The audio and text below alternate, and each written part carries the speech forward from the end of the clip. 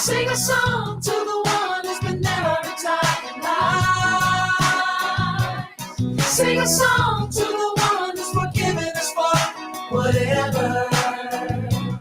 Sing a song to the Lord and sing it again. Sing a song to the Lord and sing it again.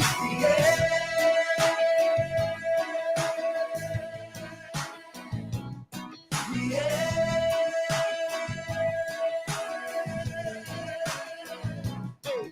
Sing hallelujah, Hallelujah to the Lord and sing it again. Sing it to the Lord and sing it again. Sing it. hallelujah.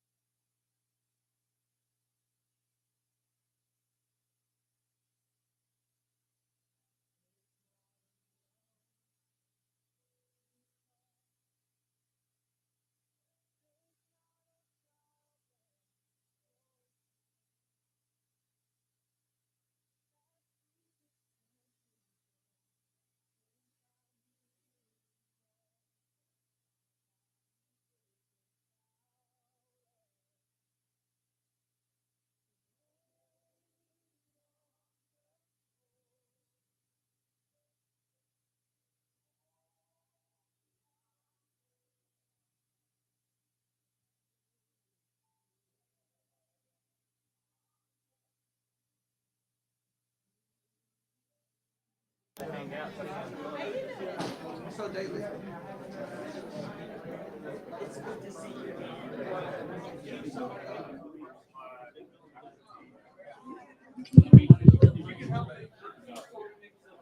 Here's the link for the Q&A. okay, can we just okay? I don't know where you want it. Yeah, take it to the take it to the back, and I'll just grab it from back there.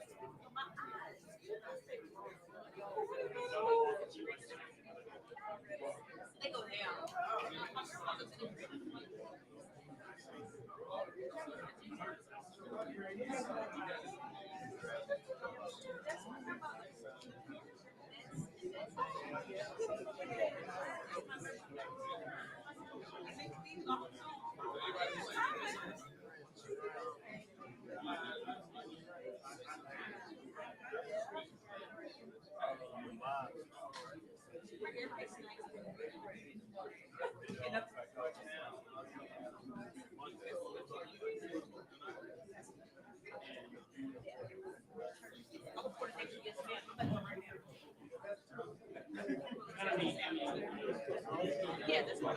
She bring everybody snacks. She is. She is. I see one thing. You can count her for her and macaroni and cheese. Look, thank you, Grandma. Huh?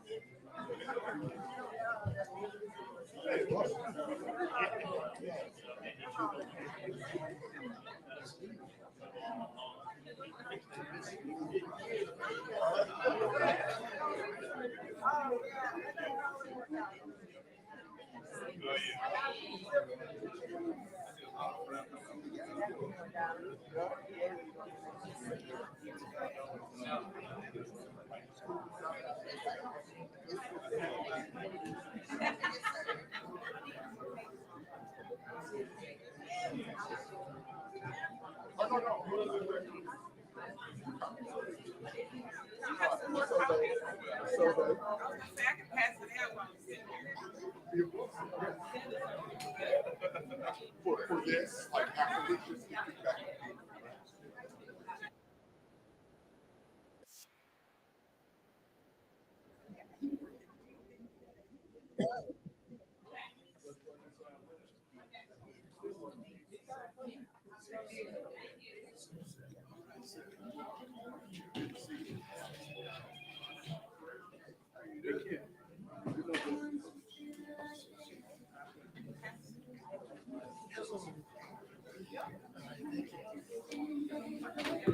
Doing good.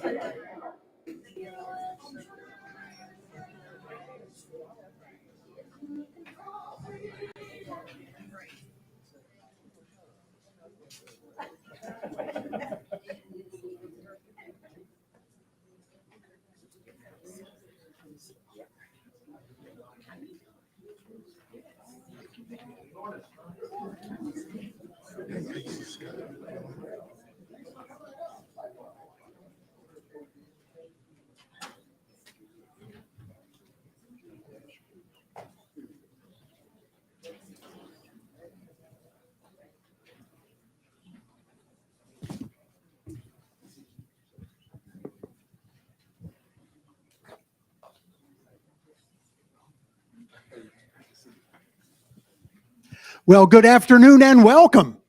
Welcome to the West Louisville Forum, brought to you by the Jesse Lewis Jackson Senior Center for Racial Justice at Simmons College of Kentucky. You can applaud right there. Right there. That's it's so great to be with you today for this West Louisville Forum. By the way, just by way of hospitality, we want you to know that the restrooms are right down the hallway. Just go to the complete end of the hallway to your right, and you'll find restrooms, water fountains. Also, want to let you know that Maddie's Kitchen is open. So immediately following the West Louisville Forum, you'll be able to go right downstairs, purchase the most delicious lunch you've ever had right here at Maddie's. Also, we've got some happenings going on at Simmons College of Kentucky that we want to let you know about. First of all, our Executive Leadership Academy is having an open house this Saturday at 10 a.m. at the Ida B. Wells Hall. Now, why is this important? Here in Louisville, Kentucky, there are 38,000 people who have some college credit, but not a completed degree. Now, you can come to the Executive Leadership Academy and learn how to put together your hard-earned college credits to be able to complete them into a degree from Simmons College of Kentucky. You may have a need for this. You may know somebody interested. Saturday, June 24th at 10 a.m. Also, Simmons College of Kentucky is proud to announce our Summer Bridge program for high school students. We're still enrolling for our Summer Bridge program, which is called Falcon Camp. So from June 24th till July 14th, you may know someone, a child, a grandchild, a neighbor. They need to be a part of this program. Summer Bridge from high school to Simmons College of Kentucky. Well, today we are delighted to be able to host this West Louisville Forum, which is entitled Finding Home, Uniting the Black Community to Combat Homelessness. And at this time, I would like to bring up Councilman Jecorey Arthur, who is going to serve as our moderator for the discussion today. Jecorey, come right on down.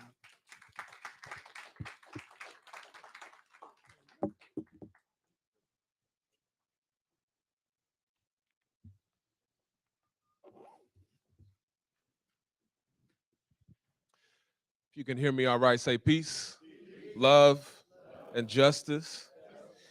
We are going to hear a whole lot about peace, love, and justice as we hear from our dear brother, who hopefully can stay in Louisville a little bit longer as we combat an issue that has been plaguing our city for so long. Shout out to our HBCU. I'm going to take my Metro Council hat off for a minute just to say we should be proud to have a historically Black college in the city of Louisville that needs to be followed by historically Black commitments from our local government, if you know what I mean. So today, as we hear about the issue of homelessness, about our housing crisis, about our humanity or lack thereof, I want you to always think about how you can see yourself in the solutions that are presented in front of you. Our speaker, our guest presenter, is going to come up and talk about an organization that he founded, Love Beyond Walls, that does such incredible work. And we'll hear more about how we can get involved with that work, how we can hopefully copycat some of that work here in Louisville, and how we can all be a part of the solutions here and hear from his story and his experiences. Please clap as hard as you can, cheer as loud as you can. Please welcome up to the West Louisville Forum our dear brother, Terence Lester.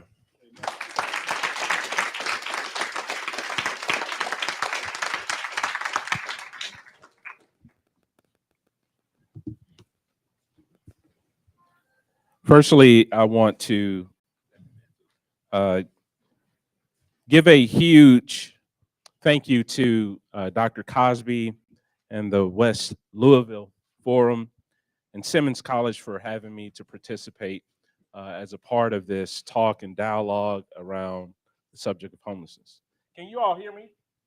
Okay.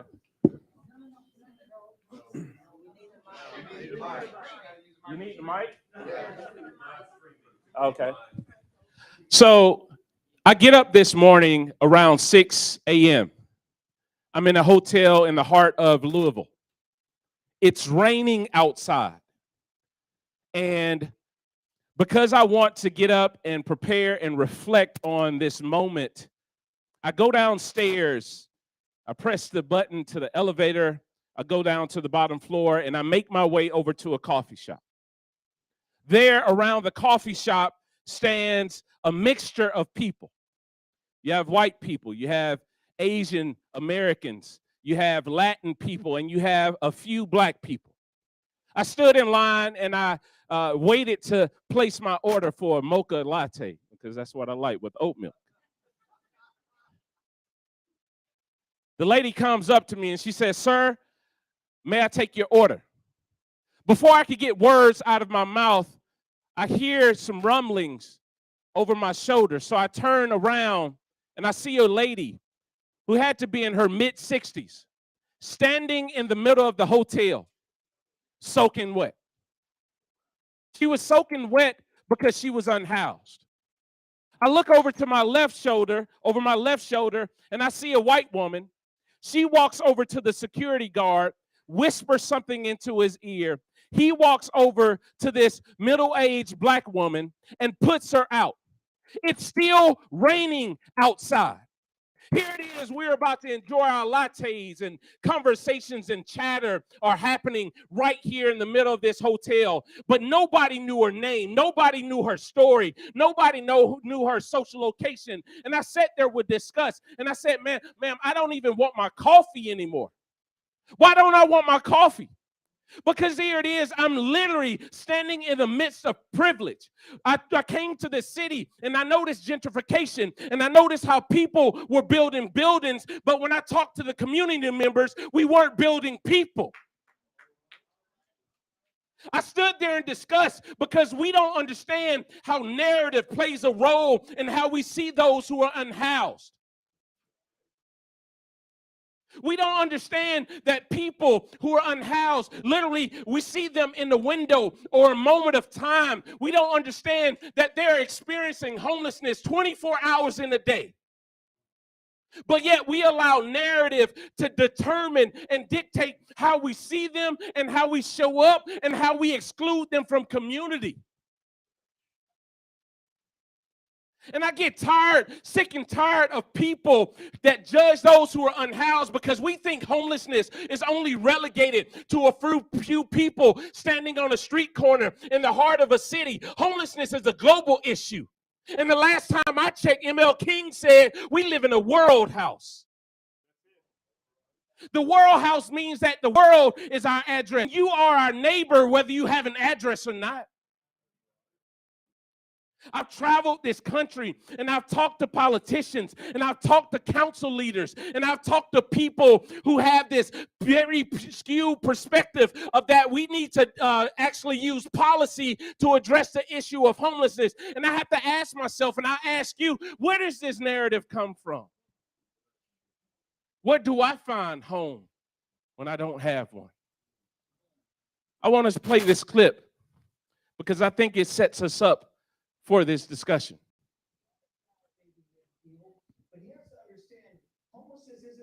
Lack of affordable housing. It's about drug addicts that want to wander around and live in tents on the sidewalk. And so you can't coddle antisocial behavior. You can't subsidize antisocial behavior. You have to stigmatize it. You can't celebrate people with purple hair, with nose rings, 4 kids with 4 different men who are dressed like trash and make them out to be some sort of cutting edge heroes. You have to call them what they are. These are people that have failed in life and they're on their deathbed. And if we're not honest about it, we're never going to fix this problem. What does narrative do? Narrative frames. Narrative creates the type of framing.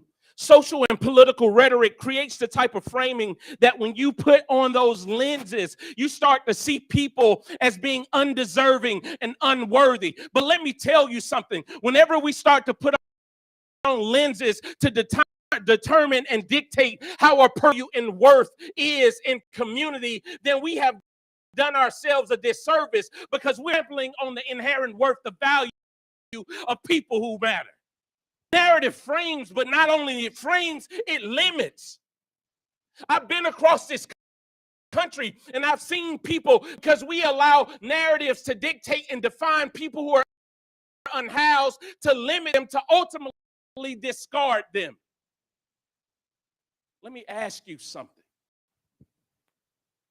Have you ever considered that homelessness is one of the only issues where you can be labeled for something that you don't have and then punished for trying to survive it? Let me say that again. Homelessness is one of the only issues you can be labeled for what you don't have, because if I didn't have a truck, you wouldn't call me truckless. If I didn't have a suit, you wouldn't call me suitless. People for what they don't have, and then laws and policy to determine and dictate how they're defined. And that's why I even reframe the word homeless person to a person experiencing homelessness, because it's not the definition of their life. Come on, man. Narrative excludes. Narrative marginalizes. Narrative creates the type of policies where we publicly sanitize people. It punishes and it tramples on the value of people. Well, I wanted to respond to Jesse Waters, because Jesse Waters, I remember being 16 and a half years old, running away from home, sleeping in a park. As a matter of fact, I remember being standing at a station begging for change. 10 o'clock at night, when I was 16 and a half. People walking in and out of the gas over to me, and he asked me a question. He said, "Son, what on earth are you doing out here late at night?" I didn't have a cell phone. I wanted change. Change would afford me to use the payphone to call one of my. I said, "Sir, please give me some change." He threw 2 quarters at me. I caught one in my right hand. The other one falls on the ground. I pick up the quarter. I walk over to the payphone. I call my friend named Eric and I say, "E, do you think your family would allow me to come over tonight? Because I'm going to sleep in the park again and I don't know where I'm going to stay." Eric hesitantly put the phone. He says, "I'll be right back." You can hear Eric's running across the floor. Eric comes back to the phone and he says something that I hadn't heard the 16 and a half years of my life. He says, come on over, my family. I had a half a tank of gas. I rolled over to Moore's house. That's him in the picture. As I was pulling up to the house, Mr. Moore walks down the driveway with a hot dog in one hand and a soccer ball in the other. He walks over to the car. Let me tell you, this is the first time I could ever look at him. He tells me to roll down the window. He taps me on my chest and he says, look at me. I looked at him. He says, you're going to one day be a leader. You're a leader, Mr. Moore. You don't understand that educators in the school system don't understand why I'm falling asleep in class because I've been spending the night in public parks. The leader, Mr. Moore. You don't understand I grew up in a household where my father wasn't tangibly present. What do you mean, Mr. Moore? I'm still dealing with the labels and the social exclusion that are faced by people who are unhoused, especially teenagers who found themselves in the foster care system, zero out of the foster care system, and have no social safety net, and find themselves in dire straits with no community. What do you mean? He hands me this soccer ball, says, son, you're just like this soccer ball. Say, what do you mean a soccer ball? He says the soccer ball is placed in between two teams in an environment it didn't ask to be in. And sometimes, like me and you, we're born into families in between two parents and we didn't ask to be there. He said, but just like you, this soccer ball has been kicked around. I said, kicked around? What do you mean, Mr. Moore? Because I felt that. He says, yeah, you've been kicked around by life, kicked around by poverty, kicked around by being misunderstood, kicked around by being labeled. He says, but you want to know how this soccer ball survives all the kicks? I say, what, Mr. Moore? He says, because of what's on the inside. What's on the inside? He says, turn the soccer ball around. I said, okay, Mr. Moore, I turned the soccer ball around. And then he says, read it. And the soccer ball said, made for all purpose. Meaning any weather conditions it found itself in that aid for the purpose of that weather condition. And he says, young man, you're going to have to find yourself. You're going to also have to discover the God-given purpose that you have on the inside of us. Man, what if we took it to people who are unhoused and instead of defining them based upon their circumstance, we call out the good in them?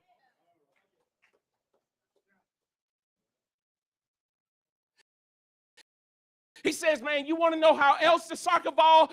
I said, what, Mr. Moore? He says, because every soccer ball has a goal. Man, I tell you, every soccer ball has a goal. Mr. Moore passed away in 2013 when I started the organization Love Beyond Walls, and he won't get a chance to meet any of you, but his investment in me will meet you. And let me tell you, I just got the regalia from my PhD, and I stand here to testify to say there's some people who are on the streets that still have potential. There are people on the street that still has potential to be included in what M.L. King describes as community. And that's the way we got to orient our eyes and have these types of Samaritan eyes. Because Mr. Moore taught me that home is where you are seen, feel accepted, and belong, because home is more than four walls and a roof. There's a difference between homelessness and home. When I was doing my doctoral work, I came across these definitions for homelessness. Homelessness, by HUD's definition, is defined as a logical address. But the intangibility of home has to do with being a part of the community where you can be socially connected, have a network of people, and not only were unhoused, have the threatened, their home threatened, the community part threatened. They're also being threatened because people are publicly sanitizing them. So compounded effect. Let me ask you something. If we really took the idea of home and revolutionized it and reframed it to understand that home has to do with where you feel seen, where you belong, and where you feel accepted, how are we treating people who are unhoused? I remember in 2013, I started. At this point, I'm on the other side of homelessness. I come home when my wife, I have a look of disgust on my face, and she asked me, what's going on? It's because I had been building relationships with those who are unhoused. not using just my degrees to serve me, but using my degrees to build capacity to show up and serve others. She says, what's wrong? And I say, I've been downtown and I've been talking to Kurt. I met Kurt behind the building. Kurt was living in the city of Atlanta behind the abandoned building with trash all around, and we've seen intense. But instead of distancing myself because it's the enemy of belonging, I get proximate. I say, Kurt, what's going on, Kurt? Kurt says, I've been behind this building because there are shelters in the city that are uncomfortable. I say, what you mean? There was a shelter that recently closed. 500 men stayed in the shelter. They had to all sleep in chairs just like you are. And he says, the shelter workers treat me mean. I said, what do you mean? He says, yeah, sometimes they'll steal donations and they'll exclude me. Or they won't let me in 5 minutes late, even when it's freezing cold outside. And he says, as a matter of fact, I'll have to be up all night to protect everything I possess that's in this bag. My ID is in this bag. My social security card is in this bag. My one of those is in this bag. And the hygiene kit that someone donated to me is in this bag. Have you ever had to protect a bag that have all your stuff in? So I'm outside with Kurt, and he says, you want to know how I got up out here? I said, how, Kurt? He says, because I was driving downtown. I was working a corporate job. I was in a car accident, and my wife and my child passed away. So depressed, I could no longer function on my job. And as a matter of fact, I couldn't afford counseling at the time because there were no sliding scale fees. So away with this notion of trying to define somebody based upon their inaccessibility to mental health counseling when we're not providing the resources for them to actually access it. So I'm talking to Kurt, and I said, Kurt, do you want me just to get you into another shelter, a form of shelter? He says, no. He says, as a matter of fact, if you went and stayed in the shelter and you did it, I'm pretty sure you'll be behind this building with me. So as you can imagine, that's why I had to discuss that. My wife says, what's wrong? And I say, Kurt challenged me today that I need to make myself unhoused. And this is a part of my life. I have shelter now. I can walk over to a thermostat. I can walk over to the refrigerator. I have degrees. I have a career job. And I say, babe, I think I'm supposed to live on the streets again. She says, what? I say, yeah. The people that I'm to serve, I need to take out my shoes of privilege and walk in their shoes of discomfort. I want to understand because I'm on the other side now and I can articulate it better than I could when I was a teenager. I was going through the suffering that I did not understand. And she dropped me off underneath this bridge in the heart of December.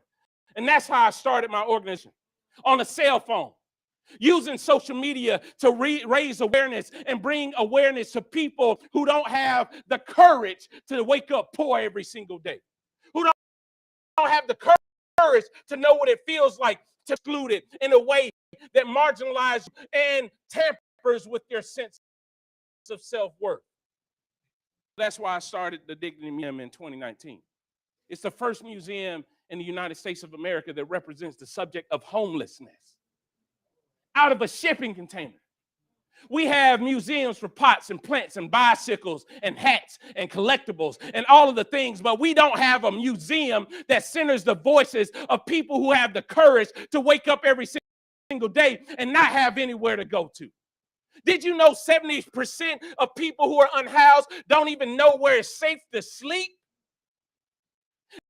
And yet we have cities and states like Tennessee, where people get together and pass a bill to make it a Class E felony to sleep outside. To sleep outside, you can be fined a felony. Political process, no access to tamper with their job opportunities. And even are in relationship with the police officers and won't allow people who are unhoused to stand on public property even throughout the day, but yet will show up on Sunday mornings and worship a Jesus. Foxes have holes and birds of the air have nests, but the Son of Man has nowhere.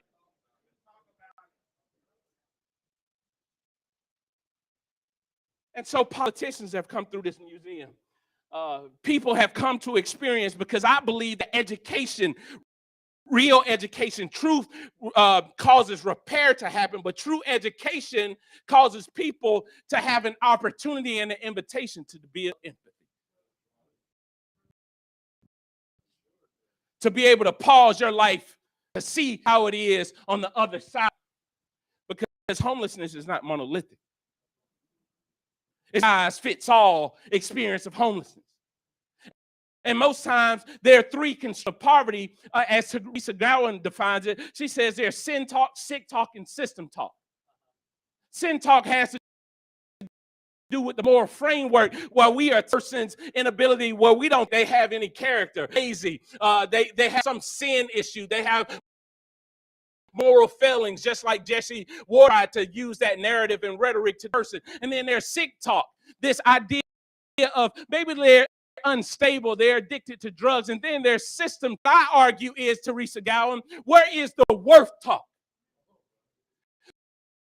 Because there are people right now who have homes commit more crimes than those who are unhoused. People right now who have homes that abuse drugs more than those who are unhoused right now.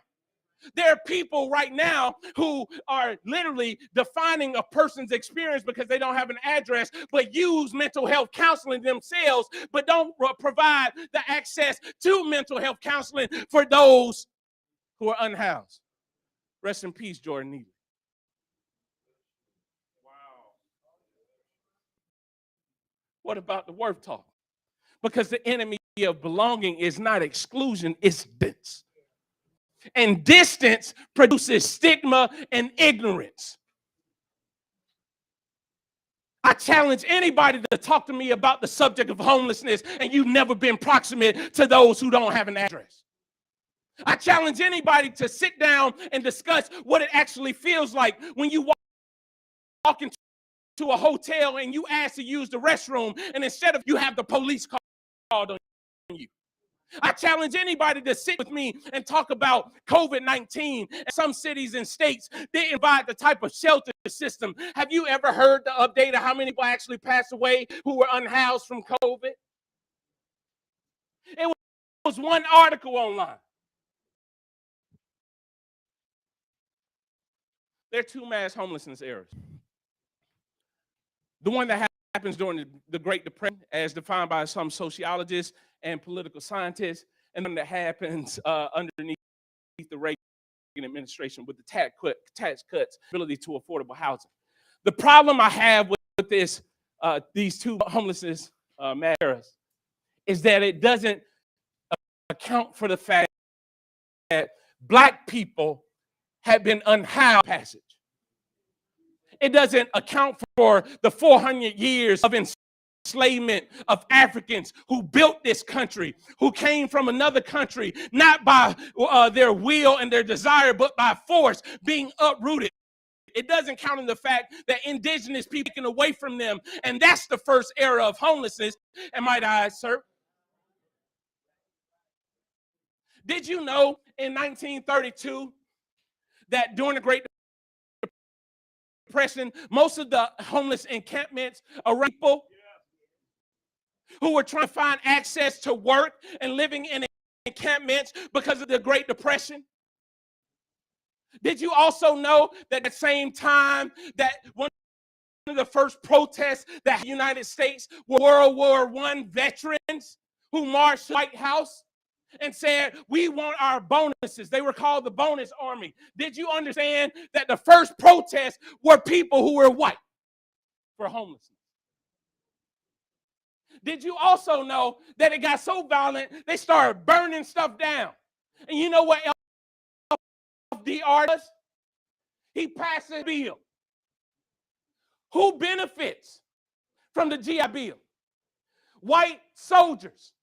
Access to education, access to employment, business and farm loans. You know, doesn't benefit Black people. You know what's going on during the same time? Redlining. It was federally mandated that you don't give loans to black people to be able to move in neighborhoods. We were excluded housing, excluded in job opportunities, excluded in owning land. Did you know that black people make up 50% of those who are unhoused today? We're 13% of the population, but make up almost 50%. The second mass era of homelessness happens the Reagan administration. This is when homelessness becomes criminalized over the last 50 years. When we start to see public policy target black and brown communities, and might I add, the war on drugs happens around that time. Might I add that we start framing this narrative that to be unhoused, to be criminal. Persons who were unhoused were black people. Ever heard of the welfare queen? We have a rhetoric that we address, an issue that we need to address, because there are people right now who latch on to this idea that to end homelessness or to solve homelessness, we need to create more laws. And I got to ask that effect. If we truly believe in this idea of a beloved community, that it includes everybody. And you know what I'm tired of? I'm tired of diversity, equity, and inclusion talks, and it doesn't even address those who are impoverished or unhoused. What I would assert is that we need to add both the B and the A to the DEI, which it means access and belonging. How do we talk about belonging? Because belonging is an act of justice. Creating space where people can exist and not be defined by their social economic situation, not be defined by their social location based upon the public policies that were passed over centuries of time that find people who are black and brown. We need to create the type of belonging that when we see people who are struggling, we understand the struggle, because the struggle is also a part of us. Let me ask you something. How have you created belonging? Belonging. What does belonging mean to you? What does belonging mean to you in this moment? You know, homelessness. One of the first public policies passed to address homelessness was in 1987. Reagan saw that the trickle-down effect didn't trickle down to everybody. So he wanted to address the trickle-down effect by creating the McKenty-Vento Homelessness Assistance Act. But you still want to know who did not benefit from it? Black people. Why do we need to address this issue? 3 P's, and I'm almost finished. Place. Power with white supremacy. Policy has to do with narrative, but place has to do with land.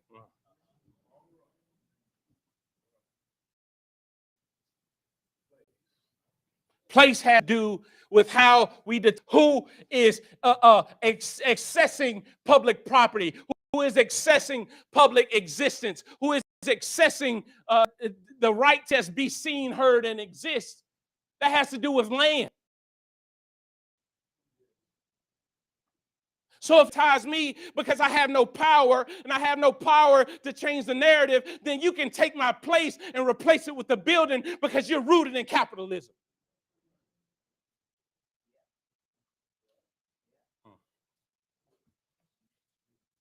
There are 3 ways that people who are unhoused are criminalized and connected to the criminal justice system is homeless ordinances, laws that threaten life-threatening activities, standing in public place, use restroom, sleeping, camping, lodging, etc.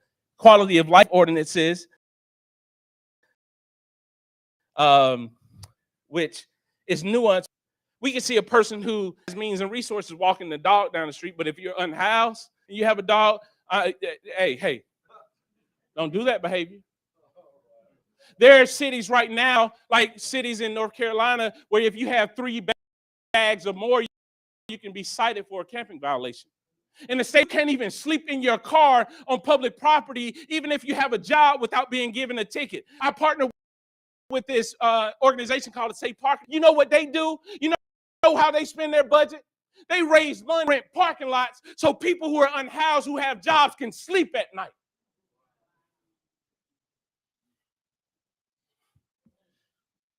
And a disproportional impact housed to the homelessness itself, to the criminal justice system.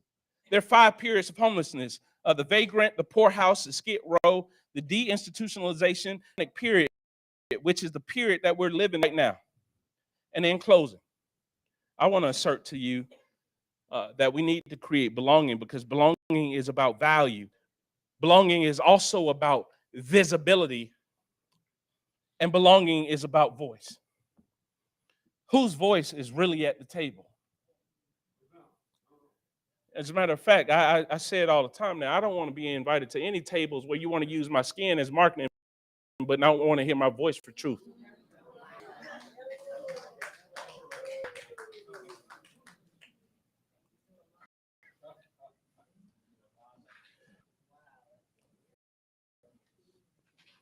This is a pressing issue. We find ourselves right now, well, scholars say it's 2 mass homeless errors. I say it's 3, and it's about to be a 4th. The first one is middle passage, uprooting of indigenous folks. Some third is third period of homelessness, which we all may know now. But the 4th period, in my scholarly opinion, I say that we're about to enter into the mass era of unaffordability, where people can no longer afford, and they have never been chronically unhoused. These are going to be your church neighbors, the people down the street that you know, people that you come in contact with in your community.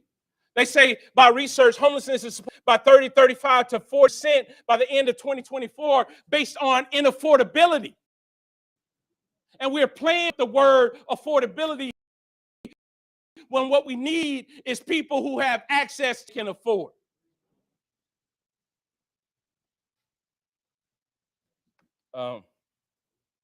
If we're not concerned about our unhoused neighbor, stop to love your neighbor.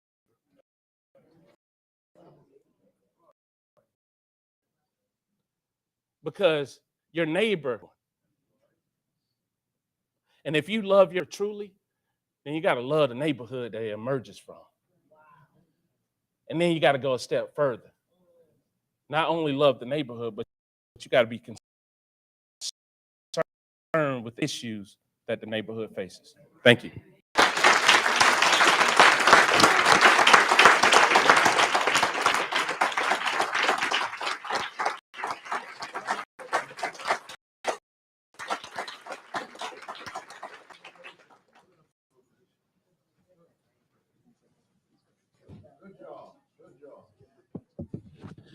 Can we clap it up just one more time for Dr. Lester, please?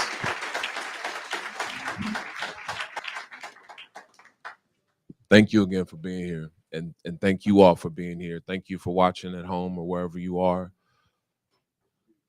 I want to ask a few questions and then open it up to our audience. And I want to start with language. And you talked about this a bit, the importance of language. We know some people say homeless, some people say houseless, some people say unhoused. You know, when I've been in encampments, I've heard people refer to themselves as homeless. Your organization really centers the fact that we are human. Yes. And I love that. So could you elaborate on the language, the differences between the words, why it's significant to have specific language when you talk about this issue?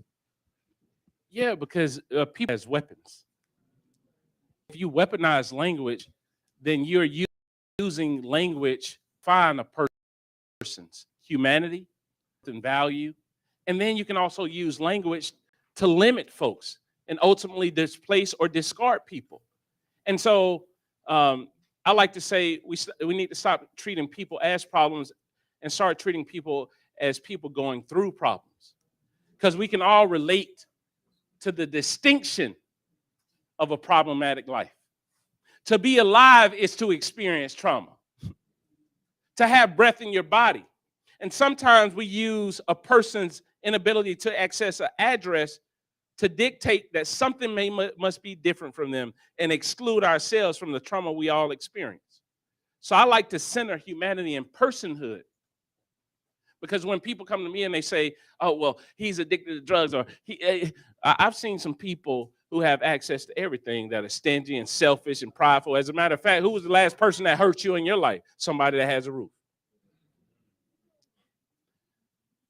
And if you don't center humanity, then it doesn't bring you proximate to the value of who they are.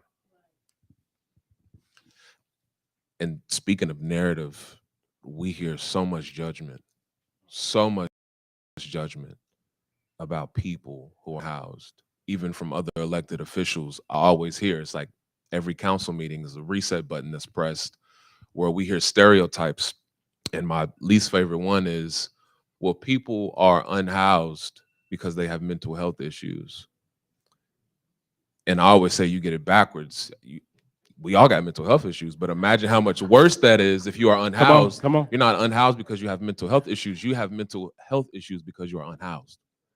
So what can we do in our everyday lives to combat those narratives that are so harmful? You got to ask yourself, why? Why do you believe those? Where did you hear? Where did the embedded narrative come from?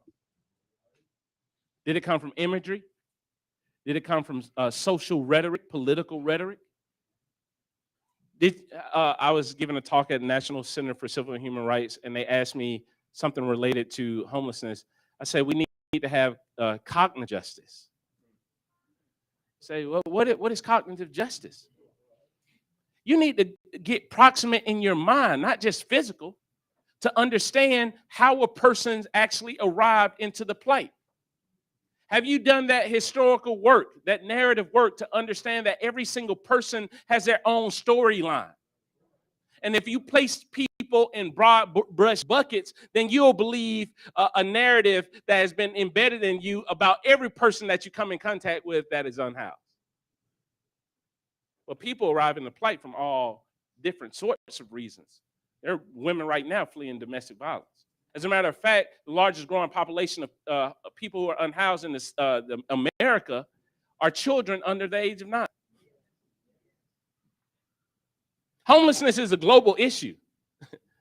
We need to expand our thinking around the subject. It's over 150 million people in multiple countries around the world that don't have anywhere to go. And somehow we allow embedded language and narratives to dictate how we see the world house. When King was giving that speech, he says, man, you wake up and you have a global collision. Where did you get your coffee from? Where did your garments come from? Where did your decor come from in your house?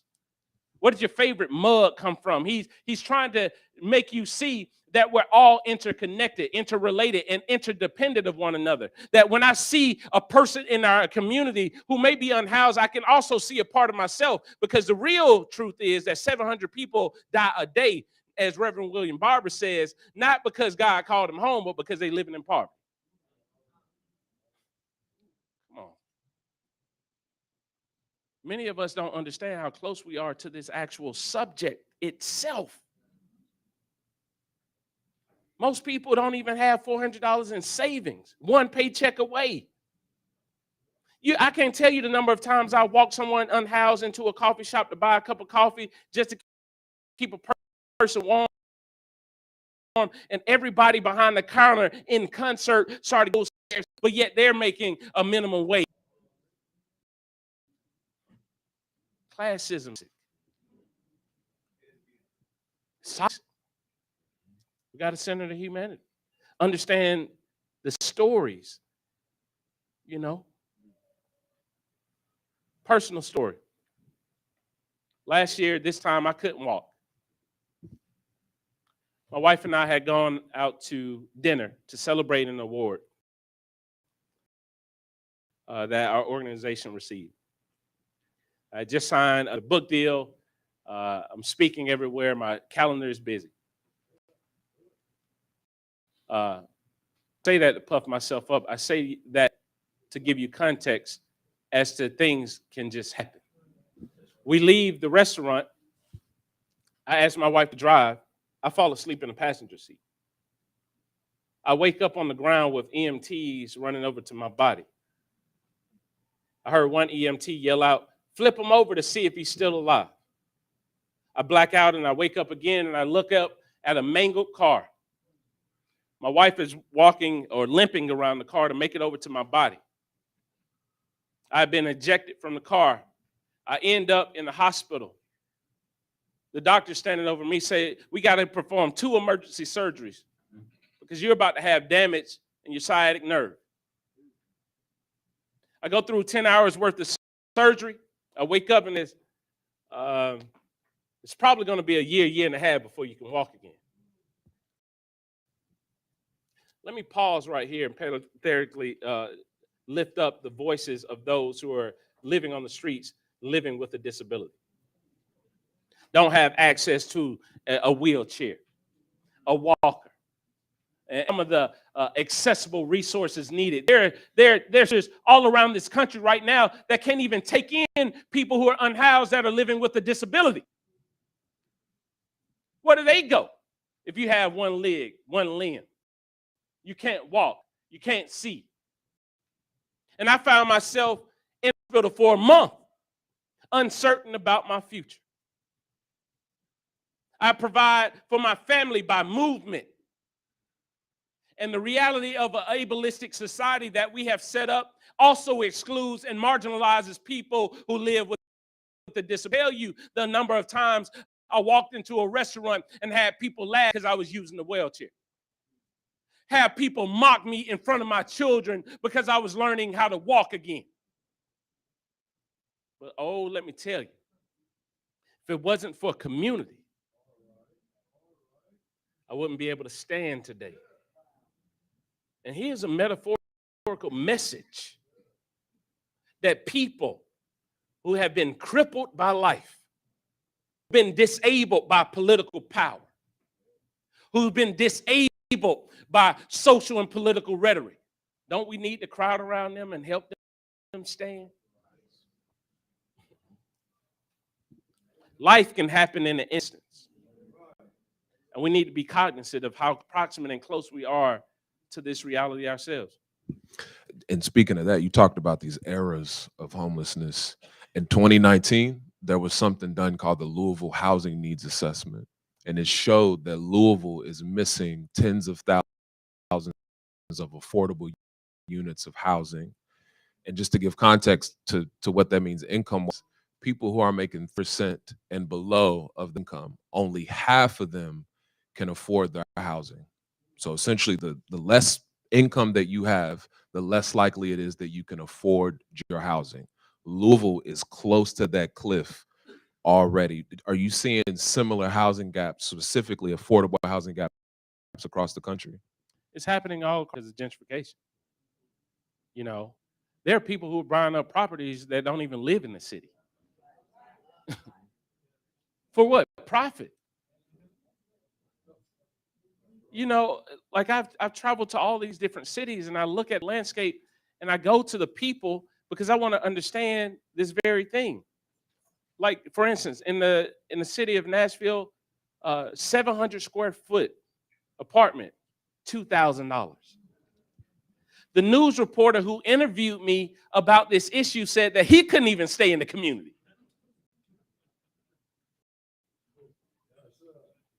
So affordable housing, I was doing these street interviews. One young lady said, she says, "I got to be on a list And do you know how long that list is? And we need to tackle that list. Because there's a difference between affordable housing and low income housing. Affordable housing has no cap. We can call it affordable, but it's only a certain amount of units within the neighborhood, and everything else around it goes up. And that's only relegated or portioned out for a certain group of people. Forget the names of the people who are on the list looking for housing after they've been displaced. Because we want to see the community better. We want to see it revitalized, but gentrification is injustice. I'm going to say it. It is injustice because we focus on building buildings instead of building the pieces in the community. Between 2018 and 2021, homelessness increased by 41% in Louisville. When you talk to the so-called experts here locally, they say a lot of that is due to the pandemic. And you talked about the impact of the pandemic. Can you talk to us about how that's impacted the way you serve and the people that you serve? Oh, yeah. I mean, you're starting to see whole families. We get more calls now from families who say our rent was $1,700, now it's $3,200 overnight. Oh, you think about all of the time that thing, COVID, and you want to know what the landlords say? We're going to get our get back. The building that our organization is in, the rent doubled there. The need didn't decrease, it increased. You think about families living out of 2 cars. We've seen it. You think about families who are being evicted because we're in a seller season in real estate. And what you could used to charge a low amount for, now you could double, almost triple your money because investors who are living outside of the city limits will buy a house and then find out that a family that they don't want in it is in the house. And guess what they do? Evict. Because in certain states, you don't have to have any clauses or red tape before you can evict. All it takes is a letter in 30 days in the state of Georgia. COVID-19 did something that I don't think we are really cognizant of. It set up this bubble that we're about to see in the real estate market, but it also set us up to see more people not be able to afford housing. And it doesn't help, like you said, when policy is exacerbating that issue.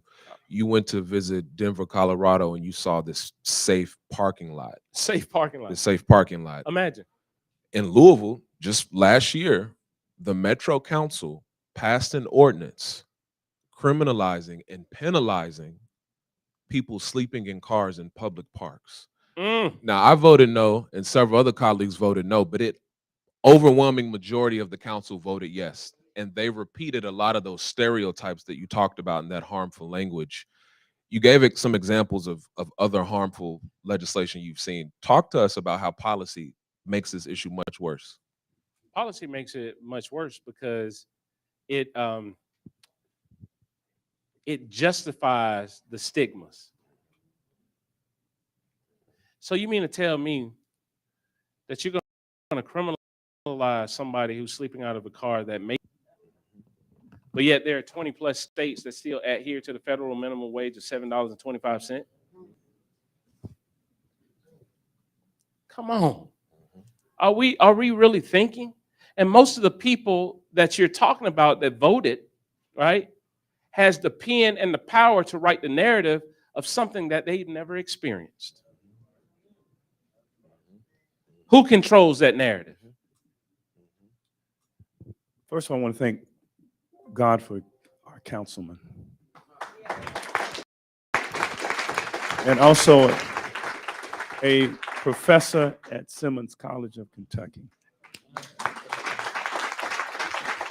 And one of the benefits of having an HBCU is the ability to attract intellectual capacity. Like this New York Times best-selling author, Mark Tisby. Set up Dr. Tisby. You don't, and books, you need to acquire them.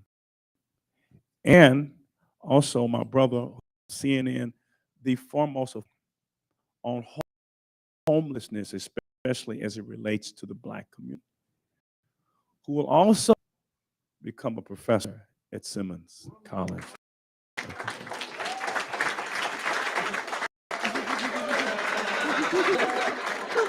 Go Falcons. All these scholars, Dr. Lewis Brogdon. Stand up, Dr. Lewis.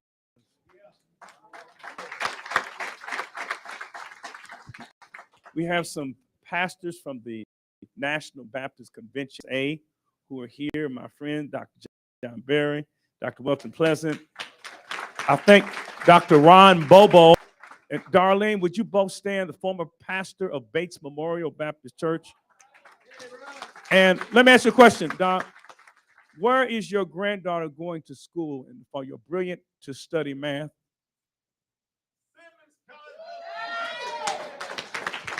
Out of St. Louis, so she's coming. Yes.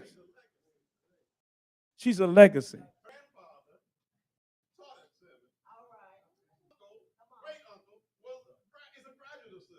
That's right. And she's coming to Simmons this fall. All right, Dr. Ringstad, all these great scholars. So stand up, girl. Here she is, great scholar of us. Hey, right. All right, Simmons is the place. Doc, is our right now, and I'll let you do a few questions, quick up, like pop up, pop back down, questions for our guests. And Dr. Jecorey, I'll let you know. Okay, yes, stand up. Yeah. Thank you. I'm fortunate and blessed to be working with the prison education program. Can you speak to the issue of homelessness among those that are newly released from incarceration? Yeah, really quick. So one of our staff members at our organization served 20 years in prison. He gets out, teaches himself audio, film, video, does all of our audio, film, and video for the organization. To subsidize what he can't actually afford, he drives Lyft, Uber, does Amazon Flex, etc. The crime happened 33 years ago. This past week, he sends me a text message and he says, they did another background check and they released me from Lyft. They did another background check, they released me from Uber. So when you talk about, he says this, and I quote him verbatim, if I didn't have a social network, I would actually be unhoused. And I'm working for an organization that advocates for those who are unhoused. Most people don't understand how much effort it takes to actually transition out of the prison system to become someone who is contributing to society. Prison industrial complex is a real thing. When we don't give people who have served time access to rebuild their lives. And that's what I mean by that.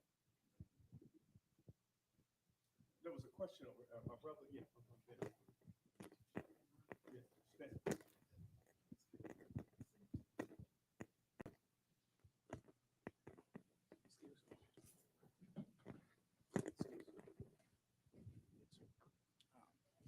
So you talked about language in terms of homelessness. I wanted to hear about language from the household, from the personal lives, especially coming from those who are privileged, if you could talk about that.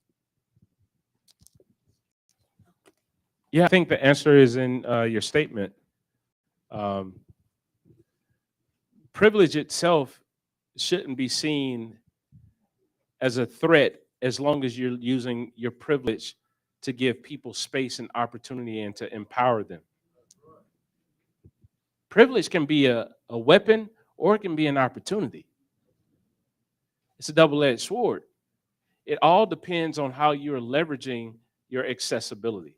Are you creating more access for those who don't have access?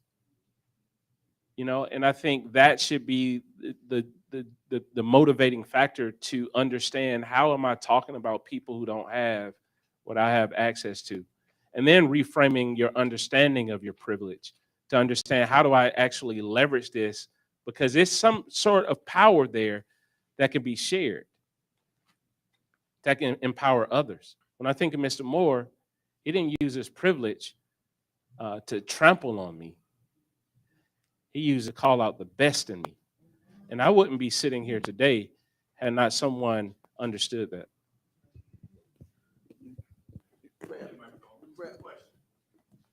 What you're saying, where is the disconnect? Because you're a strong speaker with what you're saying right now with Metro government. Because as the councilman just mentioned, that homelessness is growing, it's getting big here. So where is the disconnect with Metro government? There's several programs that just being ignored. So I'll jump in real quick. In 2021, Congress passed the American Rescue Plan Act. It gave billions of dollars to cities and states. If you look at Brookings Institute tracker of that money, most sit 1/10 of their money on homelessness and housing. Because of community advocacy, Louisville Metro government spent 1/3 of our money on homelessness and housing, but only because people fought and pushed for it.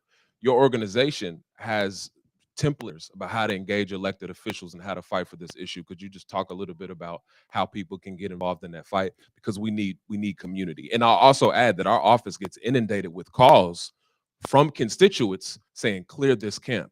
Somebody's across the street from me, I don't want to see them. So we need more community, and your talk is so important to shift the mindset of folks so that they are recognizing folks as their neighbor as opposed to their enemy.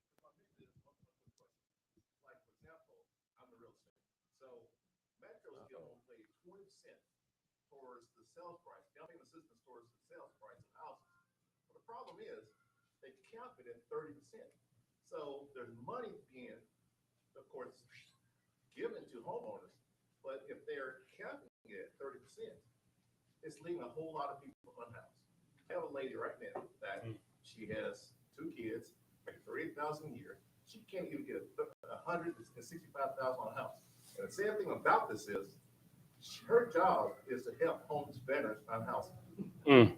Let me ask you something. What is the interest rate right now for to access housing? Anywhere between 6.5. Woo! I mean, so doctors have to go through residency to become doctors. Counselors. I have a degree in counseling as well. I had to do practicum hours underneath LPC, right?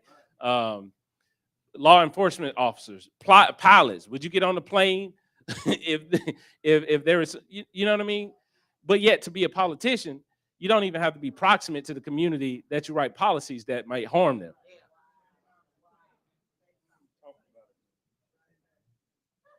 What if politicians were required before they ran to spend a certain amount of time and not just do photo ops with poor people to run your campaign? What if we challenge and resisted political power? One of the 3rd laws of power is a non-decision. You know what a non-decision is? It's the ability to exert your power to keep someone's interest off of the agenda. How do you do that? Well, you hold meetings while everybody's at work. How do you do that? You sign policy and bills behind closed doors and you don't give access to people to actually participate in the political process. And this is what I'm talking about. We need to challenge the power and ask who holds it. And how do we leverage that power to empower those who are Black and brown? Then 2 last questions, and then we'll. You defined very well the problem. We need an hour to talk about the solution. So in 3 minutes, what solutions can you highlight? Are you a veteran? You know, minister. Yeah, I think we need to firstly deal with the language. We need to deal with the narrative. Because, for instance, if you provide me with shelter, but you haven't changed your narrative, you still hate me secretly. You're just checking off a box. And we really need to address the narrative justice issue, because narrative justice helps us to build the type of empathy needed to pass policy, to provide access to housing. One of my colleagues would say empathy is one of the strongest virtues right now that is able to deal with the complexities of our day. But we're not making decisions from a place of that posture and compassion, because we haven't addressed the narrative gap issue. The second thing I think we need to do is ask the vision of how we reframe and use excess. You know how many buildings I've driven around and seen dilapidated that could be repurposed? How are we thinking about using excess to actually solve the problem? Do we even think about that we actually have excess right around us that we haven't tapped into? Who's advocating for the excess? You know? One last question. Yeah, two. Well, two. Go ahead, ma'am. And then you're last. Okay, go ahead. Yes. Mhm. I wanted to speak about the Metro Council and thank you, and hope I can talk to you afterwards, Mr. Arthur. I have tried to meet with 3 Metro Council members who have both happen to have emergencies as soon as I get there. So I only meet with their assistants. I have requested twice in the last 3 months meetings with the mayor and have never gotten a response. But I will tell you, I am president of a homeless outreach called Jacob's Ladder in Louisville. I am one of 13 happening right now across the country, and I'm so excited to be here. We are trying to build Eden Village of Louisville. There are 13 cities across the country that are doing this right now. Springfield, Missouri is building their 3rd. I've tried to meet with Metro Council. They don't want to give me any support. I'm currently looking at land. My brother's meeting somebody again in an hour. Look it up. Eden Village organization started with the Gathering Tree in Springfield, Missouri in 2010. This is a movement. It's a tiny home community. It works. It's a community. We are not housing. We are providing community for these people. And the videos are out there. It's Facebook, Instagram. There are 12 of us. Louisville is in the land search. Please support us. I have some brochures. We need to pull together. Louisville is big enough to pull this off. It's all donations. We don't have any money. I have a little bit of money that I'm having Springfield help me do this. It's kind of like a franchise. So there's Eden Villages all over the country happening. There's no reason we can't get this off the ground. I am fighting at the bit to get this building. And I'm so excited to hear you talk today. Thank you, ma'am. Then the last question, ma'am. Yes, speak. To go along with that, what is the best state or city that you visited who are providing the right service? Similar to what she's describing, Austin, Texas has an entire, 40, 50 acres. And it's not just like housing, it's actual community. Access to tiny homes and community centers. And, because this idea that we want people to be where we are is not reality. And sometimes we have to create that type of space that she's describing to give that type of access. And what you're describing is the new vision of how we create community. Like we have live, work, play spaces all around the country that are popping up. We need those same type of templated things for those who are unhoused, where a person can go and get medical care in their community if they're unhoused, where a person can go to the gym in their community, wash their clothes in the community, get access to sanitation in their community. And we're not thinking about that. And I love that vision. Yeah. North Carolina has a 100-story home. Are you aware of Yes. 100-story home. Yep. Aware. And I think those types of things too are very, very appropriate.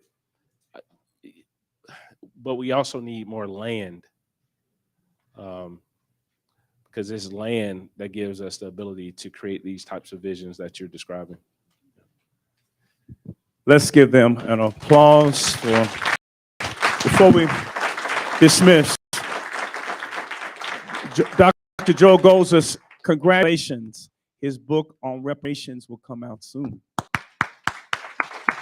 Where can we acquire your books? This man is a prolific author. Tell us something real quickly.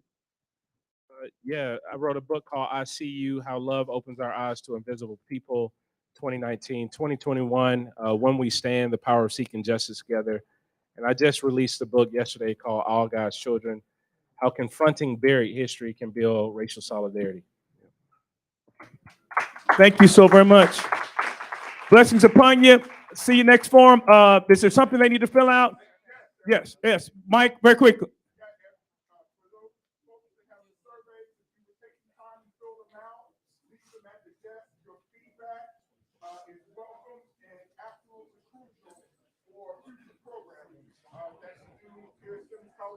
Don't forget, Maddie's Kitchen is open.